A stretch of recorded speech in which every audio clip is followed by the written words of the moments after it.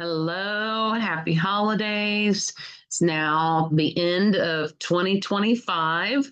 We've moved along to our next book, The Orange Revolution. Thank you for joining my REI Secret Weapon. We're going to jump right into it. I'm Renee Buster, and we're on chapter 3, Competence, Back to the Basics plus Recognition. This is a copy of the book. Copy of the diagram that is at the beginning of the book, the chapter, sorry. Imagine it's a quarter past the dawn of time, and early man is out hunting. The fellow, perhaps accompanied by an equally hungry relative, spots a woolly mammoth. A tussle ensues. A dozen spears are launched at the huge, menacing animal. Finally, after exhausting all but the last javelin, our hero places its point between two of the mammoth's ribs, piercing the heart. Lucky early man is able to take the meat home to roast on the cave fire. That image, for years propagated by anthropologists, has been replaced with a different vision. Most likely, our ancient ancestors were no more able to wrestle to the ground a huge beast than we are, but they did excel at running. It appears that we are evolutionarily predisposed to run long distances. The new theory is that a team of early men had to work together. Personal competencies were maximized for the good of the group. Those with heightened tracking skills spotted the spoor or prints. Others with leadership abilities positioned the men to surprise the animal in an advantageous location. Those with the most accurate arms would wound a beast with their spears and scare it into a run, while the rest of the team would take up the chase, pursuing the animal for hours or even days until it dropped of exhaustion. The hunt took much more teamwork over a longer period of time than we had ever imagined. That's a protracted way of saying that as a species, we're team people. We live in communities for a reason. We developed skills to communicate, safeguard, and find happiness in groups. Given a range of skills needed to survive, without natural protection of thick skin, warm coats, intense sprinting ability, or strength for our size, we band together to compensate for each other's deficiencies and to magnify our singular abilities. But if people come to the idea of teams so naturally, why are there so many bad teams, and why are organizations in general so bad at teamwork? Why do we have an entire generation of people struggling to figure out how to work together? In short, because we are also bred to exhibit very unteam-like behavior. It would be easy to lay blame here on those who cannot get along and work collaboratively. But the hard facts are that there really are, but the hard facts are that there really are 100 reasons not to bond with our coworkers. Top among them is our natural tendency to compete at the expense of others. According to an office team survey of senior executives, nearly half said they believe employees are more competitive with each other than a decade ago. And when was this written? This was copyrighted in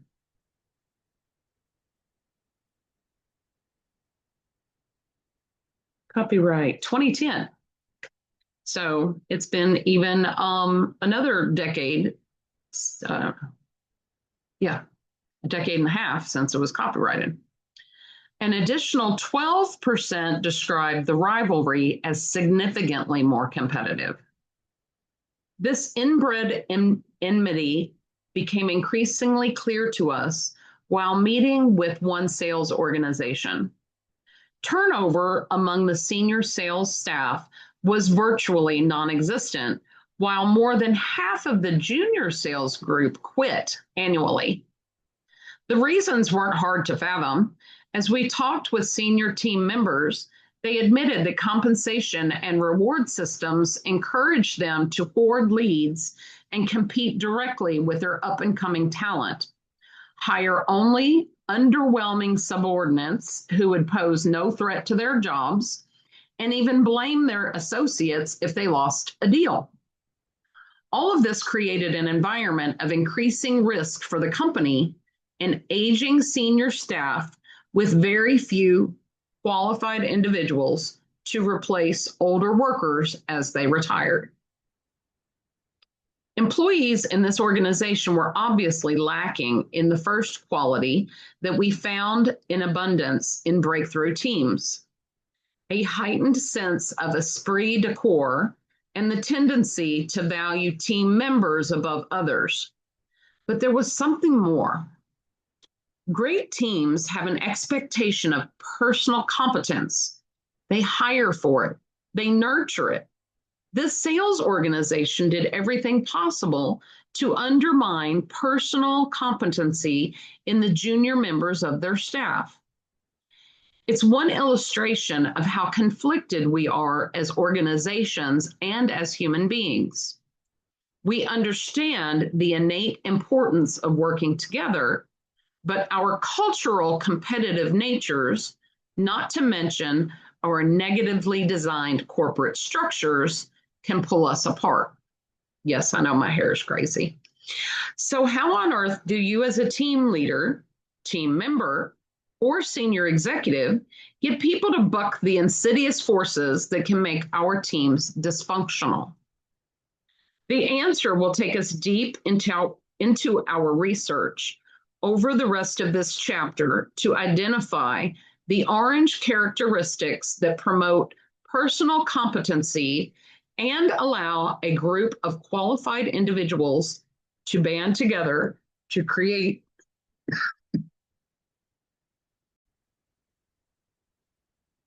allow a group of qualified individuals to band together to create a breakthrough team. We're hoping as you read through the pages that you will experience a bit of an aha moment. After all, most of us assume that success in business comes from making our numbers or meeting our quotas, performing our duties well, showing up on time and staying late, and so on and so forth. Those are important ingredients, but they are just one part of the story. Personal competence. With high unemployment and fierce competition for good jobs in the current economy, we might assume that personal competency would be a given among today's workers.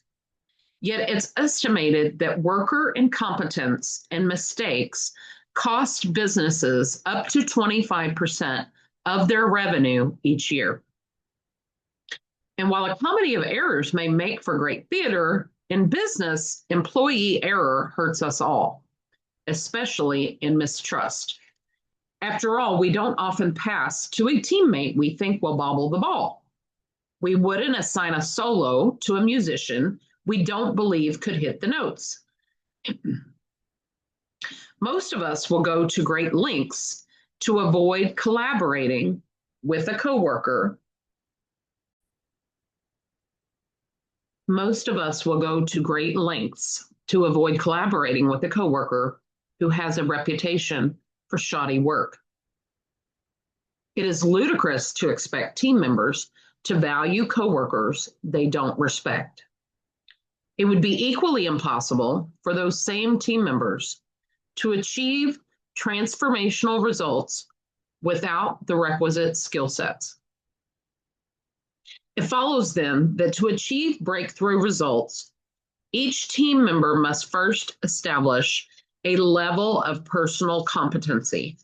After all, the extra effort involved in rerouting around the weak links of our groups slows productivity and reduces the time we can devote to the projects that create the largest impact. Within any organization, at least 80% of our days are spent maintaining the status quo. It's the additional 20%, the above and beyond efforts that move us forward. If our spare time is monopolized by repairing errors rather than doing what matters most, it is impossible to move ahead. That's one reason breakthrough teams place such a high value on competence, protecting their above and beyond time by demanding openness if someone is struggling or needs clarification about a goal or specific need.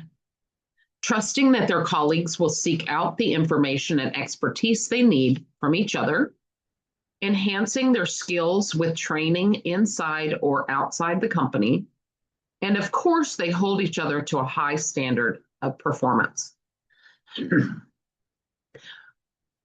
By creating an orange culture that not only expects, but also nurtures competency, and then combining it with a high regard for team members, breakthrough teams generate a self-perpetuating collaborative energy. Excuse me.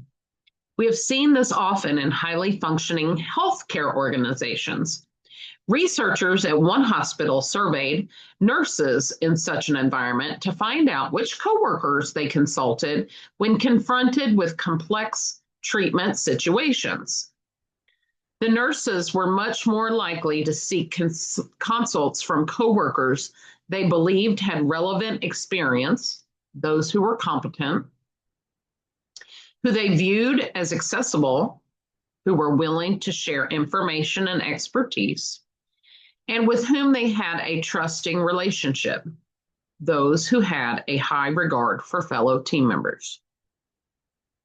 Personal expertise, an open environment, and team respect allowed these medical professionals to seek the help they needed more readily, discuss issues more honestly, and pool their talents to solve problems, all of which saved lives. Managers play a vital role in ensuring such competence exists. Effective leaders not only help set the team's vision, remove obstacles, and lead celebrations, but they also play a pivotal role in bringing capable people aboard. And they handle the difficult conversations when it's clear a team member is not qualified for his or her current role. One manager in a customer service role told us that she and her team are slow to hire, ensuring new people have the right skills and team chemistry. But she added they are quick to fire if they've made a mistake and a new employee can't grasp the complexities of the job or work well with others. To identify the best and brightest, Thomas Edison created his own unique tests, ranging from asking prospective team members to conduct impromptu experiments to challenging them to assemble machine parts on the spot without instructions. Some were subjected to rigorous questioning on a broad range of general interest topics. What city in the United States leads in making laundry machines? Edison asked one potential team member. Why is cast iron called pig iron? Who was Salome? Englishman Samuel Insull was not even given time to unpack his bags before undergoing his customized examination. Arriving in New York in the evening after a rough two-month voyage from England and having nowhere to stay the night, he went directly to Edison's office. There, Edison wasted no time in explaining that his London agent was leaving for Europe the next day to round up cash for Edison's next project. Would Insull immediately identify which of Edison's assets could be used to generate funds? Despite his exhaustion and surprise, Insull rose to the challenge. Taking time only to eat a quick dinner, He went to work reviewing Edison's complicated and untidy financial documents throughout the night. By morning, he and Edison had drawn up an inspired plan. He passed the test and was admitted to Edison's inner circle as a trusted personal and financial advisor. And yet Insull's competence was hard won. Before setting sail for the New World, he had worked as a jack-of-all-trades assistant in the UK branch of Edison's Mercantile Trust Company, where his days were filled with handling simple correspondence, filing, maintaining telephone batteries, and even operating the first switchboard for Edison's small London telephone system. His personal revolution started when Edward Johnson, Edison's chief agent in England, roared into the office one day in a frenzy. Johnson needed a stenographer to prepare a legal brief on short notice and couldn't find one. Seeing a chance to gain valuable knowledge and experience, Insull volunteered. That brief and the work Insull continued to do for Johnson in his spare time gave the pale and bespectacled assistant a window of insight into Edison's contracts, financing, income, and expenditure. It also provided a valuable referral. In the end, it was Johnson who recommended Insull to Edison himself, launching Samuel Insull's trip to America and his fateful meeting with the genius. As we traveled around the world conducting interviews for this book, we met a variety of teams that, like Insull, were paying the price to increase their worth to each other. In one IT department we visited, almost half the members were currently pursuing advanced degrees. Sam, a busy programmer with 4 children at home, was in his mid-40s. He explained that he was almost finished with his MBA, paying for it out of his own pocket and investing 2 nights a week in class. We were sitting around at lunch one day talking. I think we'd all reached a point where we couldn't wait anymore to invest in our future. We had to take responsibility for our own personal development. Another, Christine, told us she purposely joined the marketing team at a state university when her youngest child started school full-time. The pay was certainly not the draw. It was embarrassing compared with her pre-child days, but she wanted to work with people who were constantly expanding their skill sets. I mean, we all get free tech training, free seminars. We have to do it on our own time, but it's a great place to grow. Other teams we met encouraged each other to join professional organizations with the aim of increasing their knowledge base and network. Several teams met each month to discuss the latest business book to stay sharp. All this is impressive, but the thing that makes it truly revolutionary is the reason they're doing it. Not to outperform each other, but to become more credible to each other, to offer a heightened level of competence and expertise to their fellow workers. Still, this is not a book dedicated to improving technical performance. Job proficiency is the foundation for personal competence, but is simply being good at your job what creates sustained results? This is where the research comes in to hone the key principles. Over the following pages, we will introduce you to several characteristics that many business people view as soft ideas, such as recognition, goal setting, trust, and so on. While these concepts may seem fluffy, we will show that they actually drive competence every bit as much as technical ability. In the correlation to our study of teams, these so-called soft characteristics are those found in the members of breakthrough teams.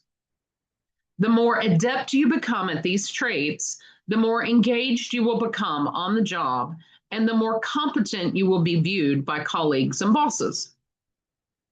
And when the vast majority of people on your team embrace these traits, the better your collective results are. It's that simple. The bottom line is that we can't fake our way to breakthrough results. They come at a cost, and the price of breakthrough teamwork is actually a personal journey that starts with each member of the group. The basic four plus recognition. We've been studying the characteristics of the best managers for almost 20 years. In our 10-year research study for the carrot principle, we discovered that leaders who achieve enhanced business results are significantly more apt to be seen by their employees as stronger in the following areas. This is what we call the basic four plus recognition. Goal setting, knowing where you are going. Communication, wise use of your voice and ears. Trust, believing in others and being trustworthy. Accountability, doing what you say you will do. Plus, recognition, appreciating others' strengths. The impact of these characteristics on the bottom line was irrefutable. When leaders combined these basic four leadership characteristics, as we called them, with frequent purpose-based recognition, return on equity was more than 3 times higher than returns experienced by leaders who didn't display these qualities, and team morale more than twice as high. In addition, the teams and offices rated most highly by employees for the basic four plus recognition also typically place in the top scores for customer satisfaction, employee satisfaction, and retention. All these are admirable outcomes showing that simply being good at your work won't cut it. As a manager, you need to offer your teammates a good deal on the so-called soft side of your ledger. Still, even for leaders who bought into the need to nurture, it was hard to believe that these traits could have that kind of impact, mostly because the characteristics are not flashy. They are so fundamental, in fact, that most of us have skipped over them in our quest to achieve transformational results. We've been so focused on finding something bigger, new, or startling to transform our workplaces that we've ignored familiar and less glamorous characteristics like trust and communication. The irony is that while they suffer from the girl next door syndrome, the basic four plus recognition are a vital part of a manager's personal competency and exactly is what is needed to succeed. For Bryce Fukumoto, however, it was love at first sight. He recognized the importance of these simple traits from the minute he was exposed to them. We met with Fukumoto in 2008 when he was general manager of one of the terminals at Newark Airport in New Jersey. We were enjoying a pleasant visit together when he confided, "I've read your book, The Carrot Principle. I've dog-eared the pages and highlighted here and there. I believe you." We thanked him for the support, but he shook his head. That wasn't the point. He had a challenge for us. He motioned to the sprawling operation that was his daily routine. He managed 150 employees who oversaw 6 gates and 18 flights daily to points around the globe. The team members were busy boarding flights, answering passenger questions, loading baggage, making repairs, cleaning and fueling planes. It was a beehive of activity. "I'm just one guy," he said. "Wouldn't it be better if you got everyone here to buy in?" Fukumoto's challenge, in essence, how do I get everyone involved, became repeated over and over during this work. Could individual team members buy into the basic four plus recognition to enhance their effectiveness? And if so, was there something after that? How could a team of such personally competent individuals band together to create breakthrough results? With those questions circling at the end of 2009, we enlisted the help of an independent research firm. Our first task was to validate if the attributes of the basic four plus recognition were indeed part of the personal competencies needed to start an Orange Revolution. Next, we asked for statistical insights into the role team affiliation plays in creating a great workplace and inspiring regular people to become great players. The research was culled from the 350,000 person database of Harrisburg, Pennsylvania based Best Companies Group, BCG, which works with partners throughout the United States and Canada to establish best places to work programs. You've probably seen one of these best lists in newspaper, magazine, or on television in New York, California, Texas, Florida, or numerous other states and provinces. They also conduct national best programs in healthcare, insurance, accounting, law, marketing, media, and other industries. BCG's goal is to recognize companies in a geographic area or industry that have been successful in creating what they call workplace excellence. These workplaces enjoy higher levels of employee engagement, which has been shown to increase employee morale, produce higher quality applicants, enhance recruiting efforts, and even elevate profitability and shareholder returns. Their data provides rock-solid statistical validity to the ideas we'll present in the Orange Revolution. BCG analyzed its database of more than 350,000 people. 117,000 of them were interviewed in 2008 and 240,000 of them in 2009. Employees from 28 industries were studied, from accounting to government, healthcare to technology, financial services to education, and services to manufacturing. With such great data at our fingertips, we felt certain BCG could provide a definitive answer to these growing questions.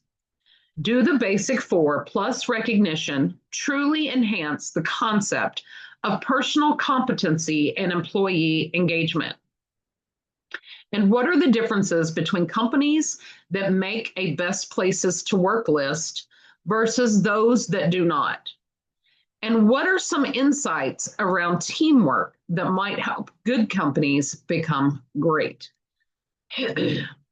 What became clear with our new research is that the basic four plus recognition aren't the exclusive realm of management. They are also traits shared by members, not just leaders of breakthrough teams. It was a significant learning experience for us. Individual contributors who live these basics of leadership are vastly more engaged in their work and deliver superior results. When enough members of your team exhibit these qualities, great things happen collectively. And as you can imagine, when the majority of your team don't, you experience average or poor results, dysfunctional relationships, and turnover. To conduct a deep analysis, we asked BCG to identify what created engaged teammates, people who were fully invested in their work and their team.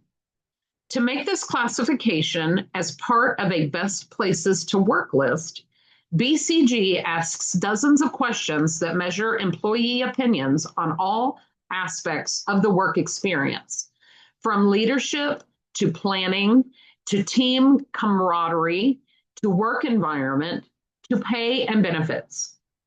In particular, BCG has found that 5 response areas are most likely to indicate an employee is feeling engaged on his or her team. First, overall employee satisfaction.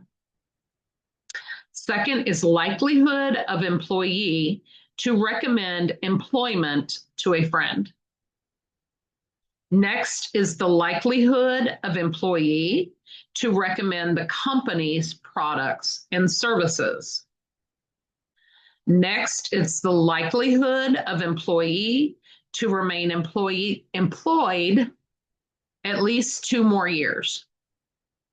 And last is the willingness of employee to give extra effort when asked. Employees who agree or strongly agree to questions relating to the 5 ideas above are considered engaged and feel they are part of a great team.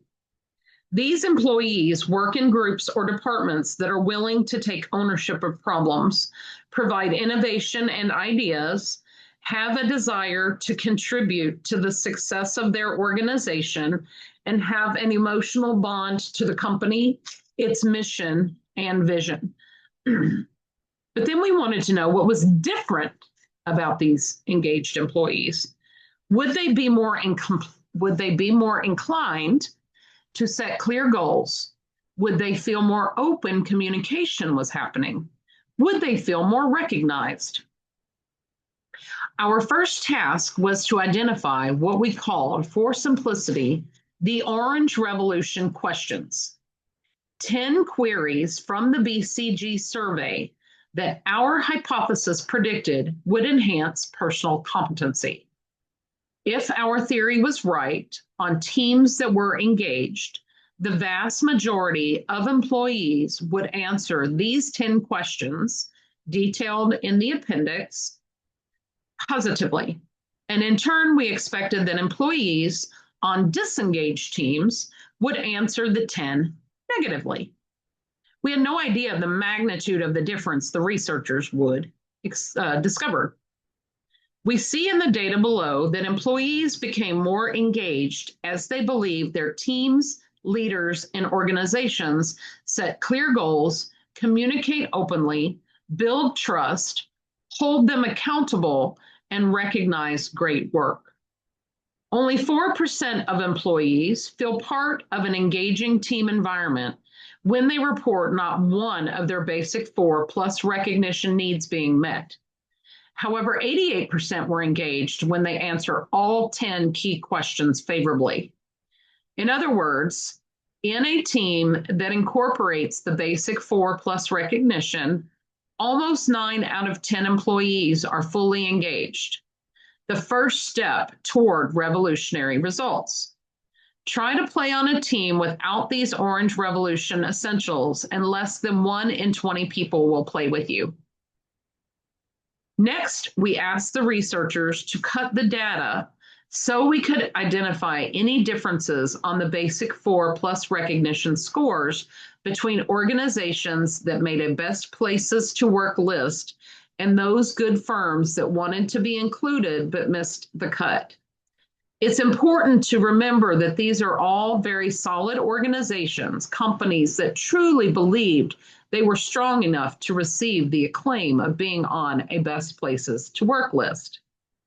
What arose from the data were several interesting statistical variances related to these issues. In considering where to improve, teams and organizations should consider strengthening the following aspects of their work experience. And for those of you who like data analytics, they've got charts. Can't see that, can you? Nope, can't see it. There you go. See.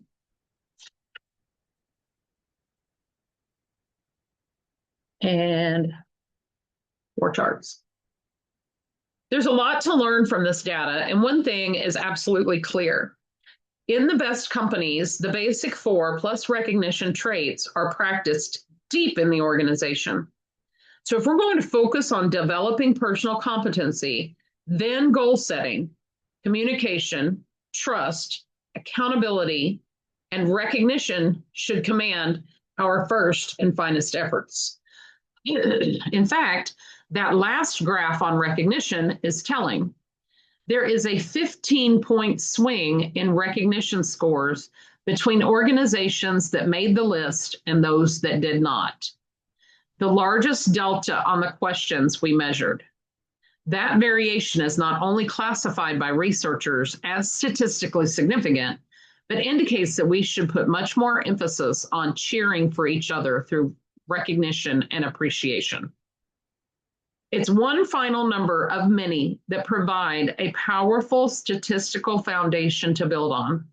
But before we get ahead of ourselves, let's focus on goal setting. It's a natural starting point for our discussion since it's hard to succeed at anything without a clear direction. Goal setting. Wouldn't it be nirvana if pursuing the activities, wouldn't it be nirvana if pursuing the activities of most benefit to your team tapped your greatest strengths and were personally rewarding? And yet for breakthrough team members, a greater percentage of their activities are just that. In our interviews with members of top performing teams, we found that they regularly take the time to identify goals that align with their personal competencies as well as with team, company, and customer needs. By doing so, they ensure that not only will their efforts have personal meaning, but they'll have impacts on the world around them. They begin the process of identifying these mutually beneficial goals by asking themselves, what can I be world class at? Having defined a place where they can add the most value, they compare each goal against team and company objectives by asking questions like these. Does this goal play to our team's strengths? And can we realistically accomplish it? Does it benefit our team, customers, or company? Does it support what matters most around here? Is it ethical? It's okay to take a risk, but could it possibly get us in trouble? Are we accountable for a result? Do we have a deadline and a promised deliverable? Is it in line with our team or company values? Would we be proud if our goal was written up on the front page of the company newsletter? We have observed that after undergoing this process, individuals and teams often discover that the activities which have the most impact and are most fulfilling are not part of their defined daily tasks. That's not a bad thing. In fact, it's desirable to stretch because the discrepancy prompts ongoing discussions of team priorities and individual roles, further sharpening a breakthrough team's focus on shared goals. If you consider how rarely group goals are on the radar of employees within traditional teams, the value of such discussions is instantly clear, begging the question, what can we achieve at a world-class level? The ancient Greeks understood the importance of aligning your personal competencies with team goals. They called the ability to give your best in the area where you have the best to give, a word that I don't know how to pronounce because it's Greek, but I'll spell it. EUDAIMONIA.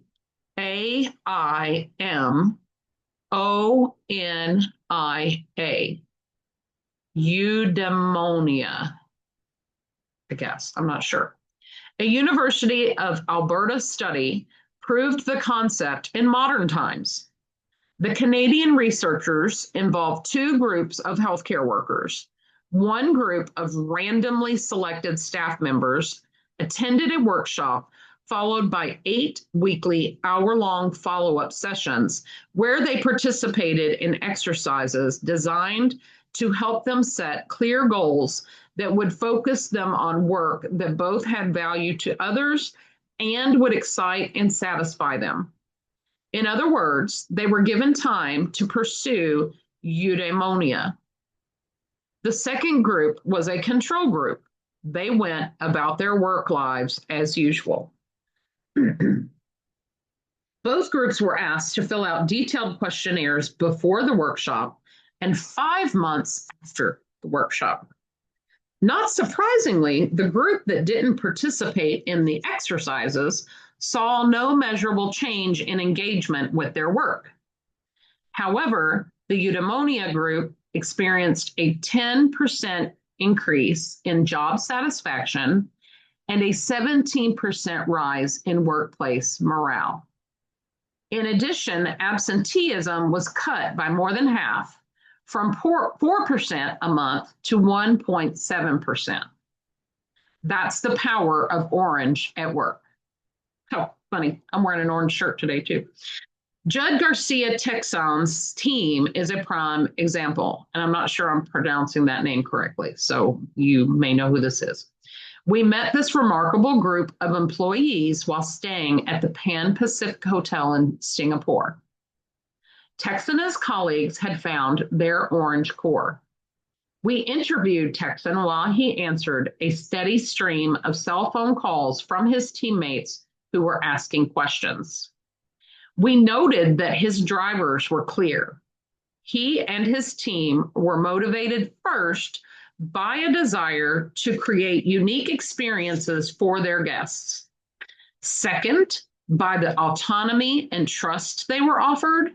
And finally, by the daily recognition offered by their fellow teammates and superiors. Every day I come to work is a miracle. We each make our own decisions about how to best serve our guests. That creativity is very important. The goal from corporate is simple, yet provides a tremendous amount of liberty to team members. Do what is good for the company and what is good for guests, no matter the cost, no matter the trouble it takes. Yesterday, we set up a trail of rose petals for a couple that is celebrating their 32nd wedding anniversary. We put white and red rose petals heading all the way to the bedroom. I put some candles in the room, cakes, and champagne. The sky is the limit of what we can do for guests as long as we remember our commitment to be accountable and responsible with decisions. Each of us feels like the general manager in our department. That closing statement from Texon is most telling. Each member of his team feels like the GM. And as we interviewed the team members, it was amazing to see how every single person knew, understood, and focused on that same goal. Their team goal, creativity, is in line with their personal goal, autonomy, and their company goal, out of the world, service. And that alignment brings exceptional results every day.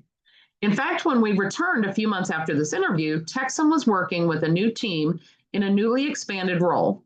He had just been promoted to run the hotel's exclusive Pacific Club. What happens when individual goals and team goals don't align? Demise is swift. Basically, teams will separate. There is little to keep them together. When clear goals aren't understood by all team members, dysfunction ensues. And we've heard the result time and again. Typically, the stories begin with, "Ha, that's nothing. At my last job." Sorry. As a practical point, it's actually hard to set just one goal. Setting two is easier. When you establish both a quantified goal and a behavioral goal at the same time, they work hand in hand to propel you forward. For example, a salesperson might set a quantifiable goal to sell so many units of a product in the first quarter. The quantifiable goal contains a desired result in number and completion date. A behavioral goal might be to make 14 prospecting calls or research 3 new companies each week. The behavioral goal outlines the way you will reach the quantifiable goal. Alone, the quantifiable objective might be overwhelming, but the behavioral goal breaks it down into manageable activities. Of course, as you work toward your goal, don't neglect to set aside time on a regular basis to elevate your progress. Done this way, the goal-setting formula looks much like directions for a trip.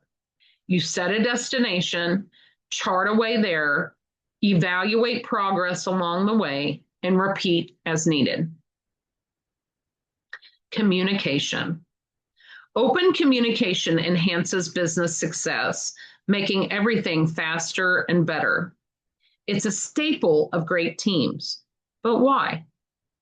It's important to note that communication is not only made up of messages sent, but also messages received. In other words, if people don't comprehend the messages they get from coworkers or managers, communication fails, goals are missed, and trust is shattered. Breakthrough teams understand this. Members realize that listening is as important as talking. Frequency of communication is as important as specificity and timeliness. But what should be commonly practiced is rare and unpredictable. One CEO we sat down with during our focus group discussions and interviews used the terms candor, freedom to disagree, and I've got your back as he described his working team as it exists today. But this tight-knit group of senior executives wasn't always so close. After early tension and political infighting, they had to learn to break down walls and communicate effectively and openly. It wasn't a natural tendency, even though most of us think we're quite good communicators. And yet, when communication is open, honest, and clear to all parties, it helps us to understand each other's motivations and intents. It can establish where we are, where we want to go, and how we want to get there. It can even reduce redundancy and conflict.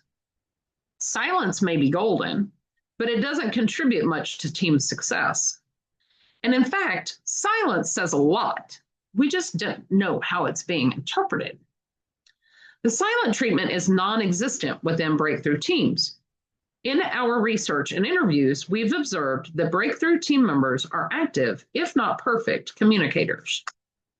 They identify problems, bringing them up with the team and bosses, always with at least one potential solution. They share ideas freely with their colleagues. They pass on useful bits of information to coworkers. They take time to listen to team member ideas and concerns. They are careful in what they will promise because they will do whatever is necessary to meet a deadline or live up to a commitment. They admit mistakes immediately and do whatever they can to repair the damage. They respond promptly to team member requests for information. They are the first to share credit with everyone involved. They recognize others' achievements publicly and proudly. They let others know their short and long-term goals for future performance. Take a moment to review that list. Are there areas where you and your team might be falling short? One of the constants we heard in our interviews with average or poor teams was this: we don't get enough communication. Ironically, we even heard this during a visit with a consulting firm that insisted upon all hands stand-ups 3 times a week, and where the senior-most executives sent out a podcast every Monday morning to fill employees on the latest. The point is, it's rare to meet team members who think they're getting too much communication. It's hard to get too much of this one good thing. Trust. Of the basic 4, the most difficult to adopt and grasp is the idea of trust. However, on breakthrough teams, trust is as critical to success as proficiency is to function. And although it may be the most elusive as you devise a plan of implementation, it can be a springboard from marginal to breakout performance. In fact, enhanced trust catapults a team almost immediately. The problem is that most people, employees and managers, believe that their coworkers already trust them. The truth, though, is that real productive trust is a rarity in most work environments. Unlike goal setting and accountability, which seems even to the most cynical as inevitable in fostering greater effort from those around us, trust involves accepting a bit of blame now and then. Counterintuitive in the traditional "the buck stops anywhere but here" work environment. It also involves letting go of control and placing greater faith in your colleagues. Despite extensive lip service about diversity, most of us inherently distrust workers who are different from us. While we easily accept that a dolphin will never fly, a kangaroo will never climb a tree, and a cheetah will never win a swimming race, we cannot make the same leap of logic concerning our coworkers. We can't understand why Jan can't be more analytical like us, why Eric isn't more diplomatic. Rather than appreciate their strengths, each a key to our survival as a team, we view their uniqueness as flaws or liabilities. It shouldn't be surprising then that in our research, we found pockets of resentment by coworkers toward the individuality and distinct qualities of their peers. And in turn, many coworkers undermine the reputations of their teammates, significantly reducing trust and camaraderie. We saw this exemplified in a southeastern financial industry firm where an HR staff member had surprisingly become a local media darling. All it took was one interview where she provided insight on growing startups for the camera to fall in love with her and her engaging personality. She was funny and genuine and provided memorable sound bites. Within weeks, she had been asked to provide comments to several local television stations, the newspaper, and a few blogs, providing free publicity for her company with every mention. But rather than inspire cheers at work, her popularity began to engender jealousy among peers and higher ups, who complained that an HR staffer was not the appropriate source for such commentary. In response, the firm issued a memo that required a particular senior vice president to respond to all press inquiries. The man was certainly knowledgeable, but proved to be as hard to get a hold of as Batman and about as interesting as a visit to the orthodontist. The media inquiries quickly died off, and with it, the free publicity. Was this a situation of jealousy or one of mistrust? Both emotions played into the final decision.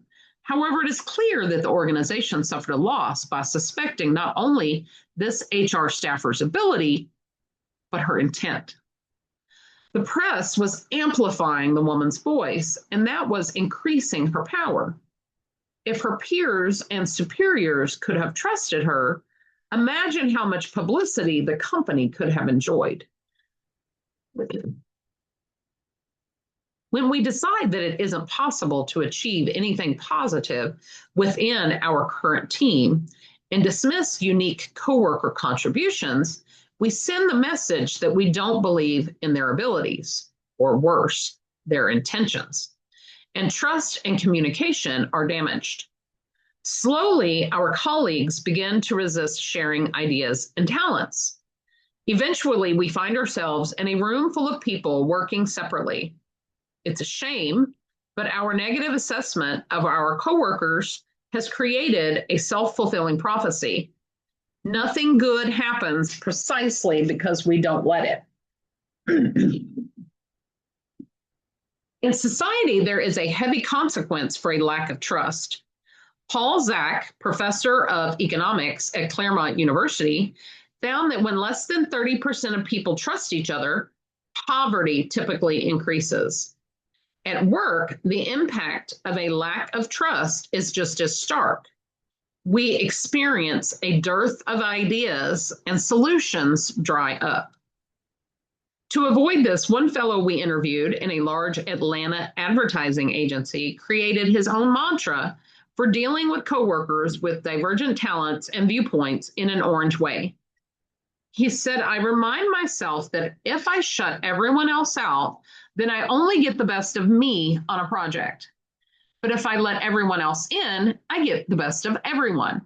That's always far and away much better than I could have done on my own. Mark Egerding, Senior Vice President of Street Sales for U.S. Food Service, a 29,000 person company, has adopted a similar approach. He explained, in a team, you need some people who are thinkers, some doers, some go-getters, some people who worry about other people, and some creative people. You need a blend of all types of talents and disciplines. Eggerding's point is not just about team member selection. is not about just about. Okay, I think there's too many words in here.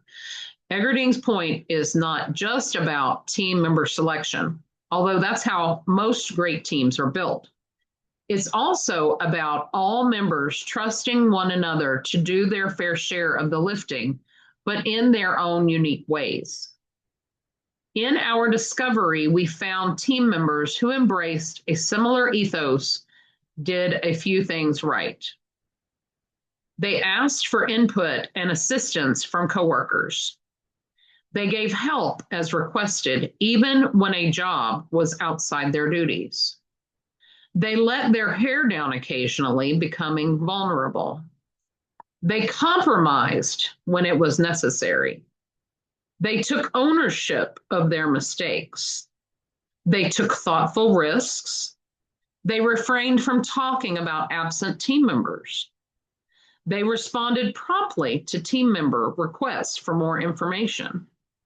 They proactively shared information that might be valuable to team members. Read that list again. It's a wonderful assortment of ideas and hopefully prompts you to work on developing a higher level of trust, both personally and within your team. As you do, remember that trust must be extended with sincerity, since each of us is genetically programmed to spot the disingenuous a mile away. According to Joe Badaracco of the Harvard School of Business, this ability harks back to the earliest days of man, when knowing who could be trusted could be the difference between living or dying. And we haven't lost that ability to distinguish the genuine from the fake. A lot of our mental processing is unconscious, and the types of human creatures that survived in early days had warning systems for reliability and trust that we still possess, the professor said. Our ability to survive and thrive in business depends on building trusting relationships. Notice the difference in trust between the team of early men we noted at the start of this chapter and today's typical business department. An adequate level of trust can help you survive, but actually reaching a high level of trust can make you and your team thrive.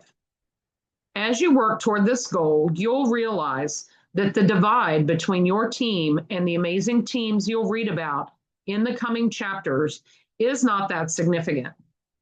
Continue on this path by believing in others and being believable, and you'll soon find you're on your way toward creating another self-fulfilling prophecy. But this time, it's a positive one. You're becoming orange. I'm going to read the list again for you, okay? They asked for input and assistance from coworkers. They gave help as requested, even when a job was outside their duties. They let their hair down occasionally, becoming vulnerable. They compromised when it is necessary. They took ownership of their mistakes. They took thoughtful risks. They refrained from talking about absent team members. They responded promptly to team member requests for more information. They proactively shared information that might be valuable to team members. The next section of the chapter is accountability.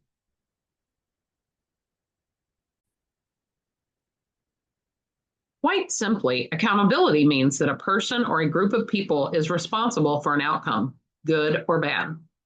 For instance, in the great teams we studied, members own their actions and outcomes. However, this type of positive accountability is there's several editing errors in this book. However, this type of positive accountability is not the definition encountered in most corporate environments. Today, too many employees feel accountability is something thrust upon them when things go wrong. In other words, don't worry, we'll let you know if you mess up. Otherwise, assume you're doing okay. Another problem with accountability in the worst performing teams, it's typically imposed upon employees who have little to no control over their situation. This type of imposed accountability is perceived as an unwelcome external judgment or demand, and employees typically express doubt from its fairness. In either case, accountability is resented. When I make a mistake, I'm recognized 100% of the time, one disgruntled employee told us. But when I do something right, I'm not recognized 99% of the time. And she's got a point. Members of breakthrough teams, in contrast, see accountability as a positive. They personally embrace equal accountability for their successes and mistakes because they have a voice in establishing expectations and have the ability to adjust conditions as needed to anticipate or correct problems. The critical difference between imposed and voluntary accountability is something as simple as empowerment. People don't want to pin their reputations to something over which they have little or no influence. That's less a career and more wagering. Giving employees the chance to participate in the development of work processes and measurements eliminates worries about unfairness and mistreatment and encourages employees to take pride in work outcomes. We stood in a manufacturing plant one day to hear an impassioned speech by the CEO of a company struggling to recover from a crippling system overhaul. As he wrapped up his remarks, he said, "I'll tell you how we're going to save this company. I don't know. My power doesn't include all the ideas or all the work or all the working together that we need. My brain doesn't contain all the answers, but I'll know a good one when I hear it, and I'll recognize that person for it. Our future is in your heads collectively. Together we can be Albert Einstein. We can be geniuses. What do you say? Can we do it?" He then started listening, and ideas started coming in, tentatively at first. But when he recognized the good ones in public celebrations, they started pouring in. And when a worker had an idea, the CEO asked that individual to be accountable for the idea's success. And the result? The factory increased production, reduced the cost to deliver goods, and began to experience double-digit growth. It was a great example of what can be accomplished when employees are voluntarily accountable. We've often reflected that the story could have had a very different ending if, rather than voluntarily assume accountability as they did, leadership and employees at the plant had instead begun to place blame on their problems, imposing unfair judgments on each other. Blame paralyzes employees into inaction, and the problem is it's dangerously pervasive in our work environments. One example of our unconscious dependency on blame is the marketing rep we met recently after a speaking engagement. He wrapped up his mastery of personal accountability with the statement, "I wish you could speak to my team back at the office so they would get off the pot and make something happen." This type of finger pointing has become so integrated into our workplace communication that most of us don't even notice we are doing it unless we actively try to eradicate it. And then we are stunned by its frequency. The method for ending the blame game seems far too simple to be of consequence. As Michelangelo explained, "I saw the angel in the marble and carved until I set him free." In like manner, overcoming our urge to fault others requires a slow and consistent removal of the thoughts that are clouding our vision. The angel is there. We just need to clean out our mental space to see it. A simple way to begin is by restating questions without when or who. Since these words move us out of the acting mode and into the waiting mode, It's a good idea to rephrase the question and place responsibility squarely in your court. Replace the other person's or group's name with I and use what or how instead of when or who. For instance, For instance, instead of when is our manager going to realize that she needs to recognize our achievements? Move to, I wonder what I can do to thank my coworkers for their great work. What and how imply ownership and promote problem solving. They prime your mind for action. Here's another example. Instead of, when will Joe ever get that bid to me? Move to, how can I help move that bid along? The word they is dangerous in business. It implies something or someone is separate from you. They are often the scapegoats for our failures, like the ubiquitous dog that ate the homework. The tragedy is that Jan, Eric, and others are really part of the us that transforms our team or company. In an ironic twist of corporate karma, what hurts them hurts us eventually too. Eliminate placing blame for just a week and you'll find it leads to some interesting exchanges. Why wasn't it delivered on time? Sales sold the client on some new features and they didn't. We weren't aware of them until the deadline week. It took 2 weeks to build them out. Why weren't you aware of them? We hadn't spoken directly with sales about this client. We're going to get better at our communication flow on the next project. Our team is going to own that. Notice how the accountability is shifted back to us. Sure, it may make us a little nervous, but for our long-term reputations and the esprit de corps of our groups, there's nothing better. Recognition. Recognition is a powerful accelerant to all of the above, and it's a divider between good teams and great teams.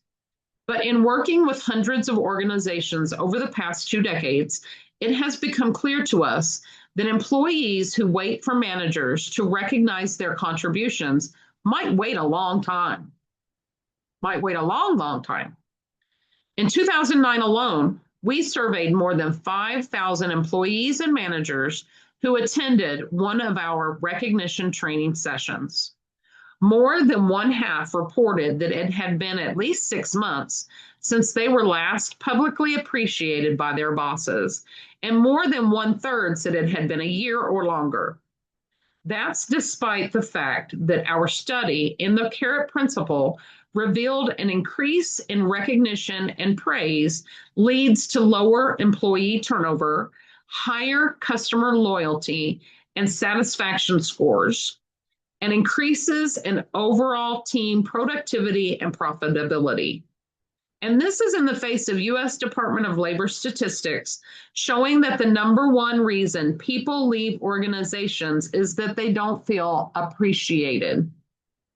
To prevent this, members of breakthrough teams don't wait for managers to catch the vision of recognition, they do it themselves. This peer-to-peer recognition is extraordinarily powerful since it comes from the people who are most respected, fellow team members, and it doesn't require a large investment of time or resources. The esprit de corps on breakthrough teams heightens the importance of genuine praise and assures recognition ceremonies have impact. In the majority of cases, this peer-to-peer appreciation takes the form of simple praise and is informal, meaning it costs little or nothing. It can be as simple as publicly giving credit where it's due, writing a thank you note, or sending an email. One team we met was inspired by a 4-foot-tall bowling trophy that had sat neglected in the copy room for years. They decided to use the trophy as their own traveling award. The rules were simple. Whoever received the award would keep it for a few days and then pass it on to a coworker who demonstrated a value that moved the team closer to their goals. The trophy was large enough to take up most of a person's desk, and it was spray painted orange, so few people passed without a comment or wisecrack. But each person in turn took pride in displaying the symbol of peer recognition. Not a single one hid the trophy under their desk. And in turn, each team member learned a lot about where they were going and what it took to get there.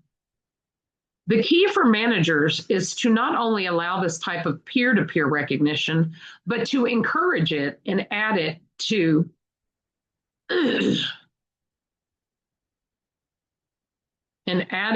awards of their own. Again, too many words in a sentence.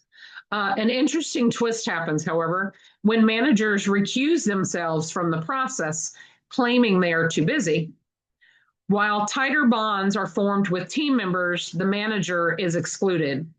He becomes less and less a part of the team and less a part of the motivation equation.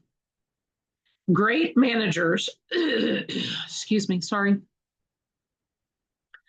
Great managers have realized recognition is a key to focusing people on goals and building group cohesion. But by removing themselves from this process, some managers encourage the natural separation between leaders and subordinates. Teams can become disgruntled with their leadership, actually attempting to outperform their bosses to make the managers irrelevant or quit performing the actions that their bosses want. If you're searching for inspiration on how to build a culture of peer and manager-led recognition, a great place to start is at carrots.com. However, I couldn't find that website being active, so skip that. Pardon me. The key is to get started as soon as possible. You'll remember the 15-point swing in recognition scores between the best companies and those that didn't make a BCG list. It shows that breakthrough teams are built with appreciation, and there's a reason.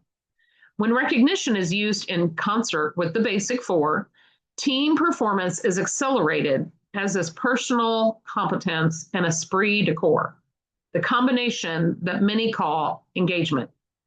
This perfect storm carries breakthrough teams more quickly toward their vital goals, which is where we all want to be. Take, for instance, the experience of business process outsourcing giant Sutherland Global Services. At this 26,000 employee firm, one of the critical metrics tracked is attrition. Because in a people business, attrition is a reflection of employee satisfaction and has a direct impact on the bottom line. Reducing attrition has always been everyone's job, but showing up to work is not enough. We know that engaged associates are key to providing service that exceeds our clients' expectations, says Iris Goldfein, Chief People Officer. So in 2007, Sutherland put together a new engagement team tasked with only one job: improving employee engagement and reducing attrition. An employee satisfaction survey showed some associates were leaving because they didn't feel appreciated and felt that their managers were not giving them the support they needed. But the survey also uncovered that some employees weren't as engaged as they needed to be to provide what Sutherland calls platinum level service to their clients, exceeding all metrics and providing service that is superior to their competitors. A Sutherland Global Services executive read the carrot principle, and he quickly surmised that systemic recognition was a key ingredient that could make a big difference in their organization. Everyone in North and Latin American leadership read and were trained on the ideals found in the carrot principle, Goldfein said. And they quickly introduced a new recognition program tied directly to their corporate values. We drove the value of recognition deep into the culture of the organization.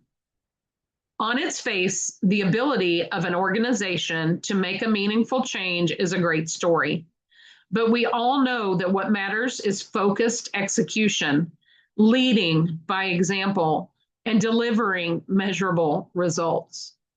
And in Sutherland Global Services case, they did execute and deliver results. Goldfine says their investments in this recognition program,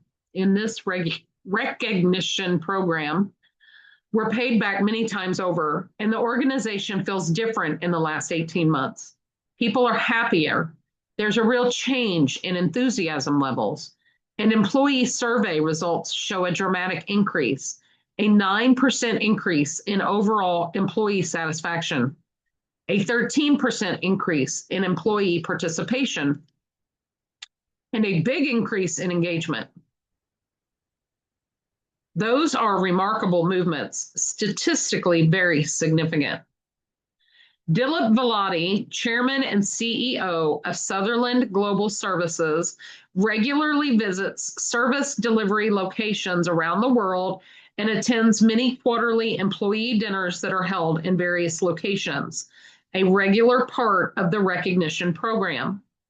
After attending the quarterly employee dinner in Mexico, he said, "It was impressive to see an effective leadership team in Mexico leading an organization with employees actively engaged at all levels.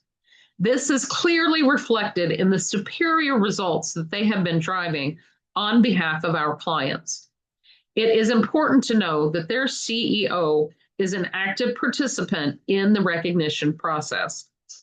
Not only that, Sutherland's annual employee attrition dropped more than 17% in North and Latin America, paying for the recognition program many times over.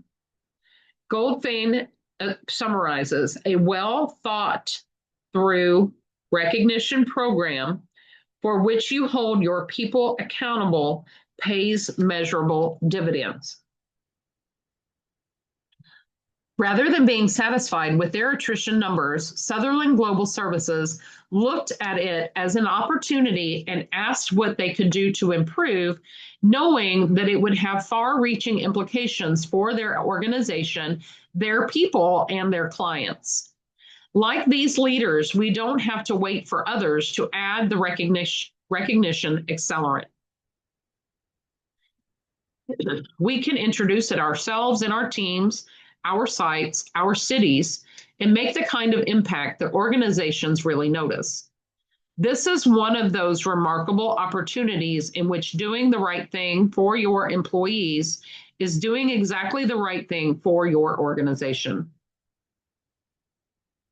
After all, it's important for everyone who is associated with breakthrough teams to understand that the goal of the Orange Revolution is not to unseat good managers.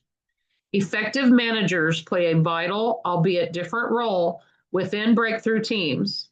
Rather than acting as gatekeepers, leaders understood their function as facilitators, helping to set the team's vision, removing obstacles, securing resources, and encouraging celebrations. We've met managers who provide their employees with a stack of thank you cards. So when they notice something worthy of recognition, they have the tools to do something positive. Other leaders give employees small recognition budgets and invite them to use the funds to cheer on their coworkers. We encourage leaders reading this book to provide the necessary support, resources, and guided independence for breakthrough teams to succeed. As they do, they will find themselves achieving more than ever before. A leader's greatest success comes by lifting someone else into the spotlight. It's a truth too few managers ever learn. But what if I'm in a workplace that stinks? On the other end of the spectrum, there are employees reading this book who want to be part of a breakthrough team, but don't think it is achievable within their current organizations. But the truth is, at this very moment, great teams are surviving and even thriving in some of the most hostile corporate environments on earth. We've seen them. We particularly love the verb of an educational team at a rehabilitation facility for troubled youth. The small group of teachers has introduced an intriguing, integrated approach to teaching. In one of the most challenging, dour workplaces imaginable, 3 times a week, every other school day, this band of exceptional teachers pursue their educational goals by helping students put on a musical revival. The youth perform show tunes, rewrite scripts to make them contemporary and funny, and then check them for grammar and historical accuracy. And then check them for grammar. Oh, the teachers have found a creative way to combine lessons in English, history, and the arts in a way that builds a palpable energy. By the end of the semester, the students and faculty are part of a breakthrough team that rises above the general sense of discouragement pervading the rest of the building. Every 3 months, they start over with a new set of troubled teens, taking a tough situation and overcoming it. And frankly, that is what most of us do at work. We must overcome work. It's no coincidence that the French word for work, travail, is taken from the Latin root tripalium, an instrument of torture employing 3 stakes and a lethal dose of fire. Indeed, few of us are bounding out of bed each morning, eager for another day in the cube maze, but we could be, and we're not being Pollyanna when we say that. Let's go back to the story of the team aboard the Deschaneux submarine for a moment. And I may not have said that correctly. Dechaineux, submarine, for a moment. Even under the best of conditions, when your submarine isn't sinking and things are running smoothly, life isn't easy underwater. Confined space, long missions away from home, sleep deprivation, little privacy, they all add up to a stressful workplace environment. Proving this, a report by the Australian Defence Force Psychology Organization noted, all submarine crews report fairly low levels of commitment to the Navy, suggesting many are beginning to lose a sense of esprit de corps with the wider organization. And yet, while these crews have little commitment to the Navy as a whole, the majority of these workers report that they do like their work and also like their crew members. Respondents reported high levels of teamwork, high confidence in their immediate commanders, and a general feeling of being valued and cared for at the unit, submarine level. But these positive ratings did not translate into a higher commitment to the Navy, the report said. For all of us working in difficult companies or for difficult leaders, there is a significant truth here. Despite the problems inherent in the submarine environment and common in the organization of the Navy, the crews feel strong ties to each other and work together well as teams. What does that say about the possibilities for us on land? If our organization doesn't quite have it all together yet, is there hope? If they talk about teams but don't really understand the value of the people on the teams, can anything be done? Yes. The genius of breakthrough teams is that their insular nature helps them withstand harsh environments. They can exist anywhere. We acknowledge that there is a lot of skepticism about teams today. For those who have yet to experience a great team firsthand, this idealistic talk about breakthroughs can start to sound like a fairy tale. To many, the realities of the workplace aren't unity, engagement, and trust. More familiar are the opposite traits of backstabbing, one-upmanship, and blame. It's unfortunate that the best paths are often camouflaged. Our basic 4 plus recognition are more than an ideal, however. They are the natural order of things. The Orange Revolution is an invitation to return to these roots and take charge of our futures. We're not talking mutiny. Instead, we say the time is ripe for a revolution that starts within you. You can take responsibility for transforming your work and discovering meaning as you nurture your personal competence. Adopt the basic four and learn to recognize others' contributions. Along the way, you'll find yourself surrounded by a community of revolutionaries, all armed with their own unique skill sets and ready to take on the world. From there, greater meaning in work is just one key decision away. Decide to believe that together your team can achieve anything. That's where we go next. And that's the end of chapter 3. Next will be chapter 4. Chapter 4 will be the rule of 3, cultivating a team. That's all for today's episode. If you are receiving value from my endeavors in educating your brain to make more money, you can share some of that with me via Venmo, Zelle, PayPal. You can buy me cocktails when we're out at networking meetings. I love food. If you have a service that you provide and you like to barter, anything that you'd like to offer me for blessing you in this way would be most appreciated. In the meantime, good night, Happy New Year, and everyone have a fabulous 2026. This is Renee Buster signing out. My REI secret weapon.